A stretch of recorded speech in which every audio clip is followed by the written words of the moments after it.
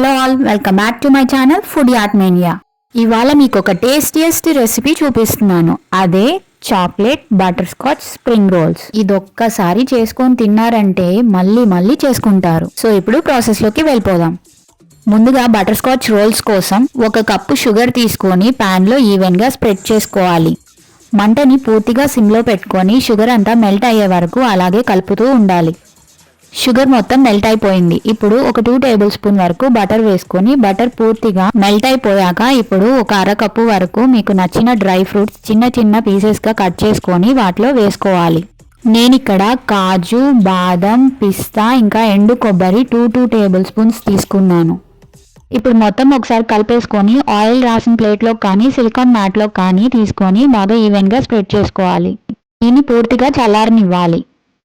ఇప్పుడు మనం మైదా స్లరీని తయారు చేసుకుందాం. అది ఎలా తయారు చేసుకోవాలంటే ముందుగా ఒక బౌల్లో 2 టేబుల్ స్పూన్ మైదా, 2 టేబుల్ స్పూన్ వాటర్ తీసుకొని బాగా థిక్ పేస్ట్ లాగా కలుపుకొని పక్కన పెట్టుకోవాలి. ఇది పూర్తిగా చల్లారిపోయింది. ఇప్పుడు దీన్ని మిక్సీలో కాకుండా చేత్తోనే చిన్న చిన్న పీసెస్గా పౌడర్ చేసుకోవాలి.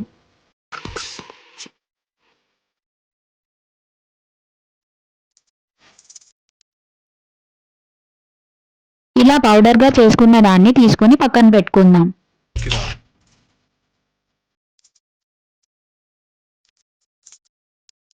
ఇవి స్ప్రింగ్ రోల్ షీట్స్ అన్నమాట. ఇవి మార్కెట్లో మనకి ఈజీగా దొరుకుతాయి. ఇప్పుడు మనం ఒక్కొక్క షీట్ని సపరేట్గా తీసుకొని పక్కన పెట్టుకోవాలి. ఇలా సపరేట్గా తీసుకున్న షీట్స్ మీద ఖచ్చితంగా తడిగుడ్డ కప్పుకోవాలి. అప్పుడే షీట్స్ డ్రై అయిపోకుండా ఉంటాయి.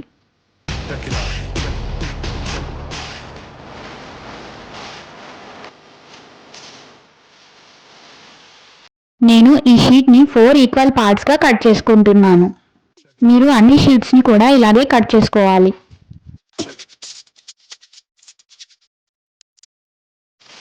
ఇప్పుడు ఇలా ఒక సైడ్కి క్యారమెల్ ఫిల్లింగ్ పెట్టుకున్నాక మనం ముందుగా ప్రిపేర్ చేసి పెట్టుకున్న మైదా పేస్ట్ని అప్లై చేసుకొని షీట్స్ని వీడియోలో చూపించిన విధంగా రోల్ చేసుకొని పక్కన పెట్టుకోవాలి.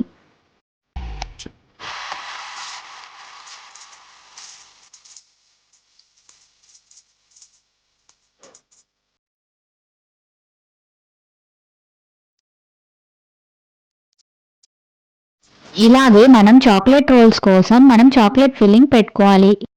మనం ఇక్కడ ఏ బ్రాండ్ చాక్లెట్ స్ప్రెడ్ అయినా చాక్లెట్ కాంపౌండ్ని తురుముకొనైనా దాంట్లో ఫిల్లింగ్ చేసుకోవచ్చు.